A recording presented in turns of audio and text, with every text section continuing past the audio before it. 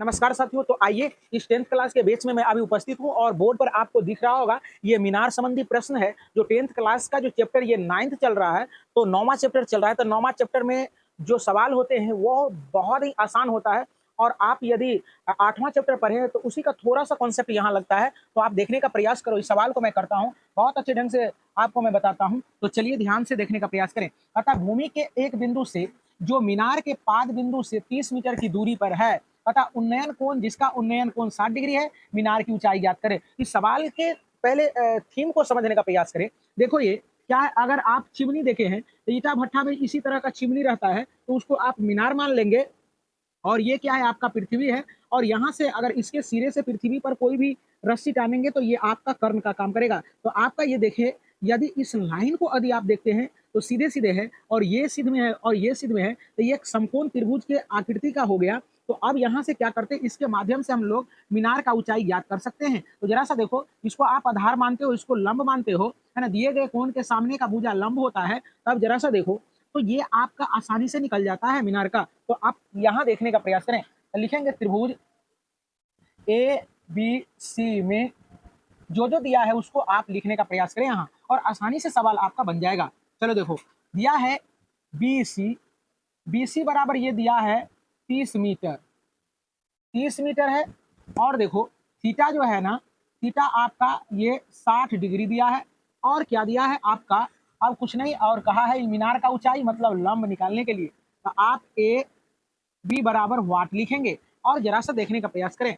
अब देखो जरा सा, इसका और इसका संबंध जो लेंगे तो लंब और आधार का संबंध देता है टेन थीटा। हम बता रखे हैं आपको, साइन थीटा ऐसे चलता है, तो साइन थीटा बराबर लंब बटे कर्ण, कॉस थीटा ऐसे चलता है, आधार बटे कर्ण, टेन थीटा ऐसे चलता है। तो पहले लंब बटे आधार होगा, तो यहाँ लग जाएगा क्या, तो यहाँ लिखेंगे टेन थीटा बराबर लंब बटे आधार लिख देंगे।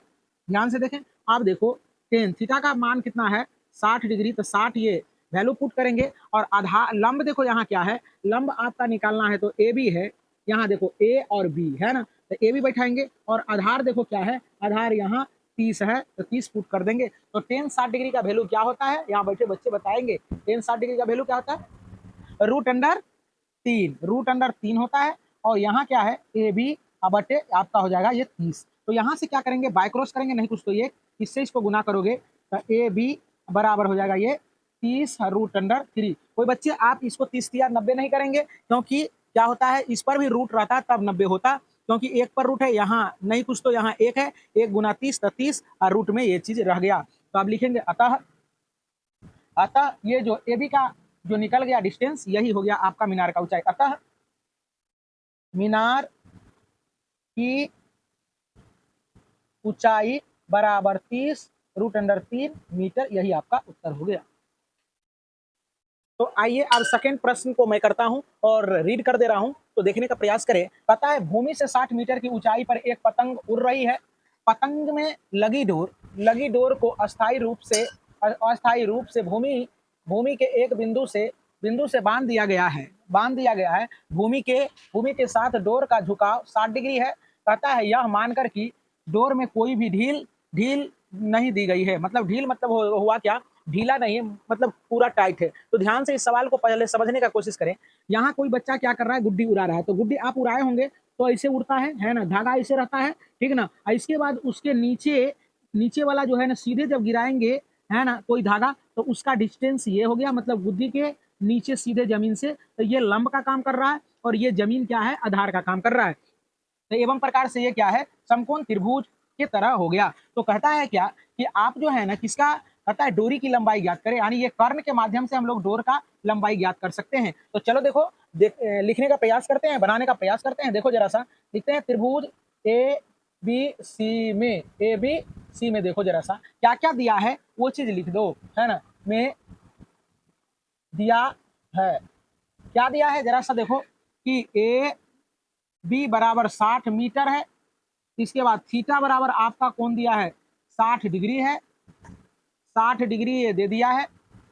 इसके बाद आपका ये कहता है डोर की लंबाई ज्ञात करने के लिए, तो डोर आपका क्या हो जाएगा, AC बराबर ये क्या हो जाएगा, वाट हो जाएगा। अब देखो जरा सा, जो दिया गया है और जो मांगा है उसका संबंध से हम लोग ज्ञात करते हैं। तो क्या देता है, तो देखो ये लंब है और ये कर्ण है। तो लंब और कर्ण का संबंध देता है साइन थीटा। तो यहाँ साइन थीटा का फॉर्मूला लगाएंगे, साइन थीटा बराबर होता है लंब बटे कर्ण होता है, लंब बटे कर्ण। तो साइन, यहाँ थीटा के जगह पर 60 है तो 60 पुट कर लेंगे, लंब के जगह पर देखो 60 है, कर्ण के जगह पर क्या है, AC है, तो AC पुट करेंगे। साइन 60 डिग्री का वैल्यू √3/2 होता है, बराबर 60 बटे AC हो जाएगा, है ना। अब देखो जरा सा यहाँ से क्या करते हैं हम लोग, यहाँ क्या कर रहे हैं, ध्यान से देखने का प्रयास करें। अब इससे इसको गुना करेंगे तो क्या हो जाएगा, √3 AC बराबर इससे गुना करेंगे तो 60 दूनी 120, 120 हो जाएगा।